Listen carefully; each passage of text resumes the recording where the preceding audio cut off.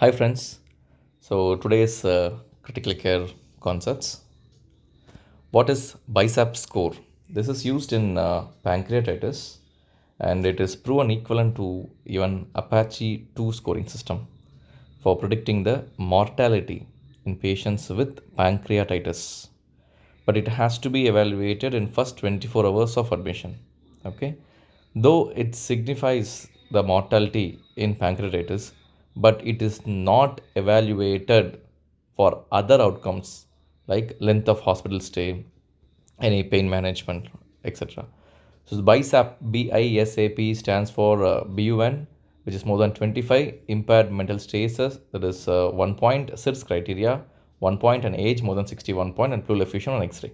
If it's less than 2 or 2, it's low mortality. It's 3 or more than 5, it's going to be high mortality. Okay. What is Korkroff-Gauss equation? This is used for calculating creatinine clearance. Okay. So this is 140 minus age into weight in kgs divided by serum creatinine. Make sure it is in milligrams per deciliter into 72. If it's females, multiply by 0.85. Okay. What is the protocol for alkalinization of urine? Why is this slide specifically mentioned here? There's something called as salicylate poisoning. Hope you all know about it, like an aspirin. What is peculiar about aspirin? Aspirin can cause respiratory alkalosis and metabolic acidosis. It's very often we find a metabolic acidosis and a compensatory respiratory alkalosis. But I'm not saying about the compensation, I'm saying pure primary metabolic acidosis and primary respiratory alkalosis can be caused by salicylates. Salicylate goes to the brain and direct brain stimulation causes increased respiratory rate, causing a primary respiratory alkalosis. This salicylic acid, though being a weak acid, it is not a cause for direct metabolic acidosis, but it uncouples the oxidative phosphorylation. Thus, the aerobic respiration goes for a toss and ends up with anaerobic respiration. Thus, lactic acidosis prevails. So, primary metabolic acidosis and primary respiratory alkalosis is caused in salicylate poisoning, right? So, the primary idea is if you can increase the pH of urine from 1 to anything above 3, this can bind the salicylic and causes dissociation, and this can take out the acid in the urine. Okay, the pKa of salicylic acid is 3. What is the pKa? pKa means the point at which the pH at which 50% of the acid is dissociated. That value is above 3 for salicylic acid. Urinary pH is around 1. So our plan is to increase the pH from 1 to 3, just to increase the pH to make the urine alkaline, little more alkaline. Okay, that's what we are trying to do here. So how are we going to do this? So create a bicarbonate solution by adding 3 ampules of soda bicarb in 1 liter of D5. Okay, 1 liter of D5 and keep it aside. Start with a bolus of 1 to 2 milli equivalents per kg. Just give a loading dose and then take the prepared solution started with 2 to 3 ml per kg per hour as infusion. Maintain a urine output of 1 to 2, and our idea, the goal is to increase the urinary pH to more than 7.5. This is not a blood pH, it's a urinary pH that it's significantly alkaline. So just a basics, alpha receptor, beta receptors, okay. What is alpha receptor activity? Vasoconstriction, iris dilatation, and pillow erection. Beta 1 receptor activity, cardio acceleration, increased contraction, and lipolysis.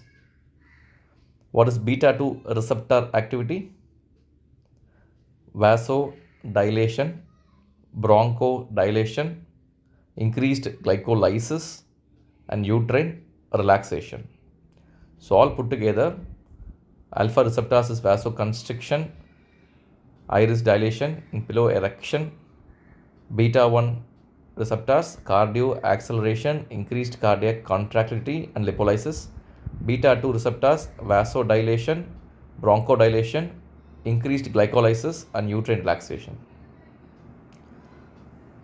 Vancomycin. If you ask me one superhero drug, that is definitely going to be vancomycin in ICU. It acts against all the gram-positive bacteria, even the MRSA, Staphylococcus aureus, which is Coagulase negative, positive, every bug of Staphylococcus variety, even the Streptococcus, And this is one of the heroic rockstar drug in ICU. It can cause thrombocytopenia, it can cause neutropenia, but usually occurs after day 7 of the drug. There is no fixed dose regimen for vancomycin. Usually we start at 1 mg, so 1 gram per Q12 hourly. But even when you start at 1 gram Q12 hourly, it's not going to be adequate for the body weight. So there is a regimen based upon the body weight. Okay.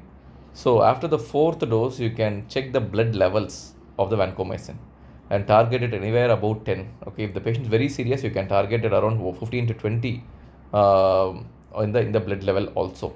So that's about the vancomycin. It is active against enterococcus also, but there are some strains of enterococcus which is resistant to vancomycin. There's a VRE bugs, vancomycin resistant enterococcus. So if your patient is having a VRE bug, how are you going to treat it? Number one. Or the previous preparations of vancomycin were containing some impurities that caused some nephrotoxicity. Recent new vancomycin preparations proved it doesn't contain any much of nephrotoxicity. But anyway, if your patient is having a worsening kidney function, what is going to be the alternative for vancomycin? Third, if you push the vancomycin very fast, it can cause a Redman syndrome, vasodilatation because of histamine release from mast cells. So allergic reactions primarily because of impurities also. So if your patient is not tolerating vancomycin, or if the bug is VRE, vancomycin resistant enterococcus, what are your alternatives? It's a linezolid, daptomycin, as a spell check there, daptomycin and dalfopristin. Okay, we'll see about these drugs later. Invasive candidiasis. We already saw what is candida score. So now we are going to see about the invasive candidiasis, the antibiotic therapy. If it is a Candida albicans or tropicalis or paracellosis, you can start with fluconazole. If it's going to be Candida glabrata or Candida krusei, you can start with echinocandins, the fungins basically, caspofungin, micafungin, anidolafungin. There is one more fungin also. I'm not going to tell you about that fungin basically. It's prepared by a manufacturer called Lilly and it was discontinued. Just go through about that fungin also, right? So, what is the naloxone dosing regimen? Okay, in opioids, toxicity, which is not very unusual to see in our ICU and ER, people can come with decreased sensorium or even can come with decreased respiration. So, first you need to know whether it's because of opioids, right? And naloxone therapy can easily identify even if it's because of opioids or not.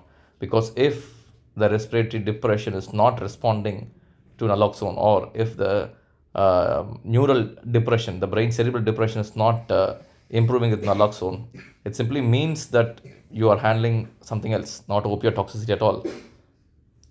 So depressed sensorium, you can start with 0.4 mg IV bolus. If no response, you can give one more dose. If still no response, give the maximum dose of 2 mg. If still there is no response, then you need to look into something else which is causing the depressed sensorium. For respiratory depression, start with 2, go with 4, next is 10, and next is 15 mg. Okay, 2, 4, 10, 15. If still there is no response, stop, reassess for anything else which is causing the respiratory depression. Glucagon. What is glucagon and what are we going to do with it? Beta blocker tablets. It's very common in our society and it is even a on-table drug, out of prescription drug too. So it's very common to see a beta blocker toxicity and a calcium channel blocker toxicity. So in beta blocker toxicity, we can use glucagon. And why? See, this clearly says that there are two receptors, glucagon receptors and beta receptors. By activating a beta receptor, adenyl cyclase get activated, ATP converts into cyclic AMP, opens up the calcium receptor, and the calcium comes in and causes the change, right? So now the beta receptors are blocked by beta blockers. So next go is there is a glucagon receptor. Just activate it. The same similar function can be there, right? So glucagon. Indication is hypotension symptomatic bradycardia. Start with 50 microgram per kg as IV bolus. No response, second dose of 70 microgram per kg. Then if you get a good response, proceed with 70 microgram per kg per hour as infusion, or just go ahead with 5 mg per hour and you can titrate it. So hope this session was useful. Hope many of you got all 10 correct. See you in the next slides. Thank you. Good night. Sweet dream, guys.